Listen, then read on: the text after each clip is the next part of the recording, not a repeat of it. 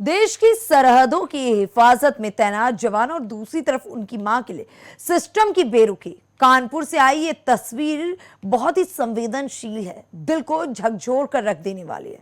दरअसल आईटीबीपी का जवान अपनी मां के कटे हाथ को लेकर इंसाफ के लिए दर दर भटकता रहा। अस्पताल की लापरवाही और फिर स्वास्थ्य और पुलिस विभाग का ढूलमूल रवैया दिखा तो मां के इंसाफ के लिए आईटीबीपी के कमांडो ने आज कानपुर पुलिस कमिश्नर कार्यालय का घेराव कर दिया। आईटीबीपी के कांस्टेबल विकास सिंह की मां का उपचार के दौरान हाथ कटने के मामले में स्वास्थ्य विभाग की जांच रिपोर्ट से नाराज उनके साथी जवानों ने आज सुबह पुलिस आयुक्त कार्यालय का घेर लिया। आईटीबीपी के कमांडेंट गौरव प्रसाद और लाइजनिंग अफसर अर्पित पुलिस आयुक्त रघुवीर लाल से मिलकर कार्रवाई करने को लेकर बात की। पूरा कार्यालय छावनी में तब्दील हो गया। आईटीबीपी के कमांडेंट ने पुलिस आयुक्त रघुवीर लाल और अपर पुलिस आयुक्त कानून व्यवस्था विपिन ताड़ा से मिले। इसके बाद आधे से ज्यादा जवान गाड़ियों से परिसर के बाहर चले गए। लगभग 1 घंटे से कमांडेंट समेत अफसर अपर पुलिस आयुक्त विपिन ताड़ा से बात करते नजर आए। अपर पुलिस आयुक्त कानून व्यवस्था डॉक्टर विपिन ताड़ा ने बताया कि पीड़ित आईटीबीपी जवान जांच रिपोर्ट के कई बिंदुओं पर असंतुष्ट थे। इसको लेकर वो अपने अधिकारियों और कई जवानों को यहां पर लेकर साथ आए थे। सीएमओ को बुलाया गया था। पीड़ित जिन बिंदुओं पर असंतुष्ट थे उनकी पुनः जांच के लिए कहा गया। जांच में जो भी दोषी मिलेगा उसके खिलाफ कार्रवाई की जाएगी। महाराजपुर स्थित 32 बटालियन के आईटीबीपी जवान विकास सिंह की मां निर्मला देवी को सांस की परेशानी पर 13 मई को टाटमेल स्थित कृष्णा हॉस्पिटल में भर्ती कराया गया था। आरोप है कि उपचार के दौरान उनका हाथ काला पड़ गया था, जिसमें संक्रमण फैलने की वजह से उन्हें यहां से पारस हॉस्पिटल में भर्ती कराना पड़ा और 17 मई को उनका हाथ काटना पड़ा था।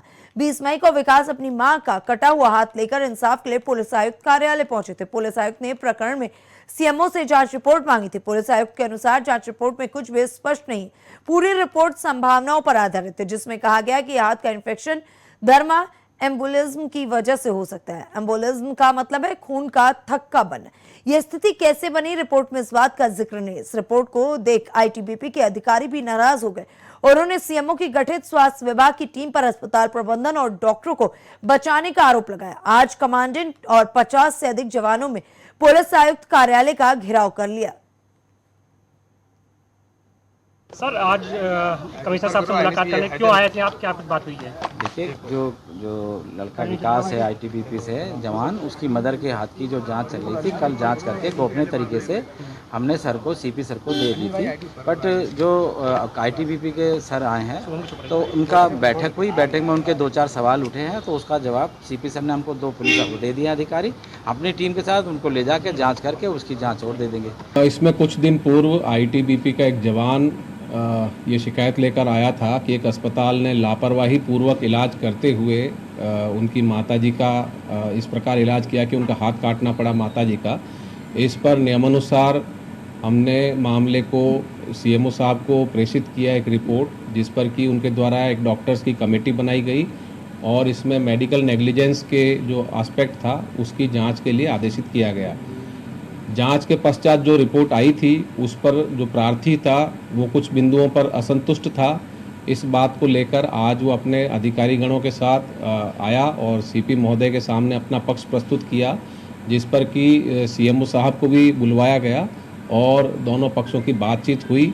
बातचीत में जो पक्ष पे जो इनके बिंदुओं पर आपत्ति थी उस पर सीएमओ साहब को अवगत कराया गया है और उन बिंदुओं पर दोबारा जो जांच है वो की जाएगी और यदि कोई इसमें गड़बड़ी पाई जाती है तो इसमें आगे नियमानुसार विधिक कार्रवाई की जाएगी। सर, क्या नाम है आपका?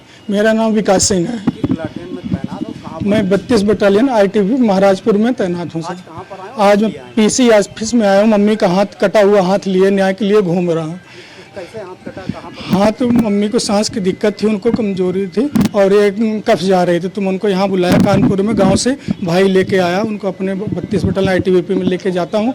डॉक्टर को दिखाया तो उनको ईसीजी किए, उनको रेफर कर देते हैं सीएपीएफ आयुष्मान पैनल में रेफर कर देते हैं। तो मैं लेके जा रहा था उनको पारस हॉस्पिटल अपनी एम्बुलेंस से ऑक्सीजन से लगा के। तो रास्ते में इतनी ज़्यादा सीरियस हो जाती है मम्मी और उनको शरीर ठंडी होती जाती है, एकदम तड़प रही थी। तो मैं एम्बुलेंस मुझे कृष्णा हॉस्पिटल की तरफ मुड़ाना पड़ा मजबूरन।